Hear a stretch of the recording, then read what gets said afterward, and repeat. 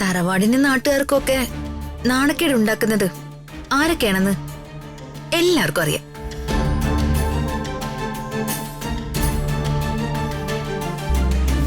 നീ എന്ത് കണ്ടിട്ടാടി ഇത്രയും ധിക്കാരം കാണിക്കുന്നേ? നിന്റെ അച്ഛനെ കണ്ടിട്ടാണെങ്കി അനുഭവം അറിയാലോ. പ്രതാപനെ, ഞാൻ പറയുന്നതേ കേൾക്കൂ. ഞാൻ വരച്ചിട്ട വരയിൽ നിന്ന് ഒരണുവിട അങ്ങോട്ടോ ഇങ്ങോട്ടോ അവൻ ചലിക്കില്ല. അതാണല്ലോ ഈ വീടിന്റെ കഷ്ടകാലം. കഷ്ടകാലേ ഇതൊന്നും അല്ല. ഞാൻ പറയുന്നത് അനുസരിക്കാതെ ആര് ജീവിക്കുന്നോ അവർക്കാണ് കഷ്ടകാലം.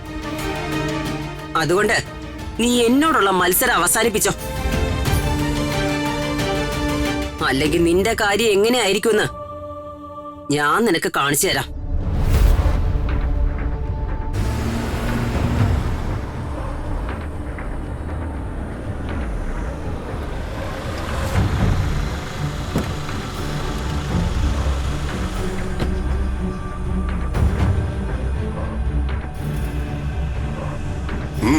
എന്താ, എന്തെങ്കിലും പ്രശ്നമുണ്ടോ ശരാ?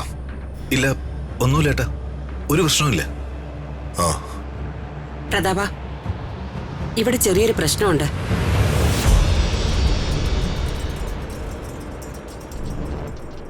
നമ്മുടെ തറവാടിന് അന്തസ്സും അഭിമാനവും ആഭിജാത്യവും ഉണ്ട്.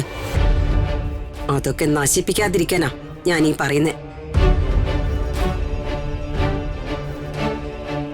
വെറുതെ നാട്ടുകാരെ കൊണ്ട് അതും ഇതൊന്നും പറയിപ്പിക്കരുത്.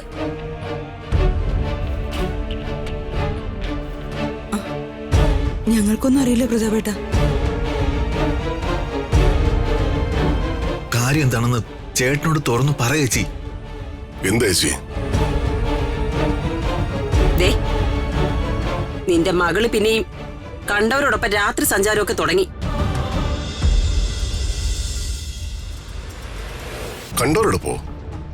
ആ, നിന്റെ പി എ രാജുവായിട്ടാണെന്നാ ഞാൻ അറിഞ്ഞത്. രാത്രി കാലത്ത് ഒരു ചെറുപ്പക്കാരനോടൊപ്പം ഇങ്ങനെ തേരാ പാരാ നടന്ന നാട്ടുകാരെന്താ പറയാ?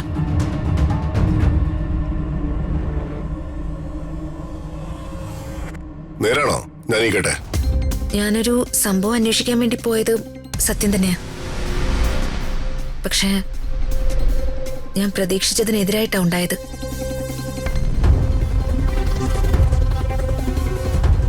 ഞാൻ അന്വേഷിച്ചതിന് കൃത്യമായ തെളിവ് ഇതുവരെ കിട്ടിയിട്ടില്ല.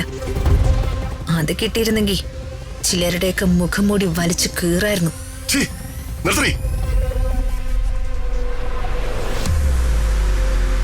നീ ആരാടി അന്വേഷിക്കാനും കണ്ടുപിടിക്കാനും?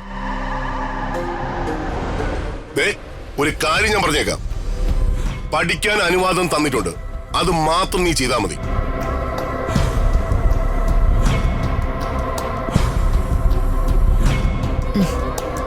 ശരി സർ.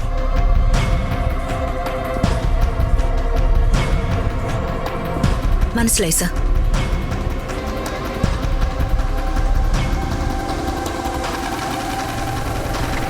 അകലെ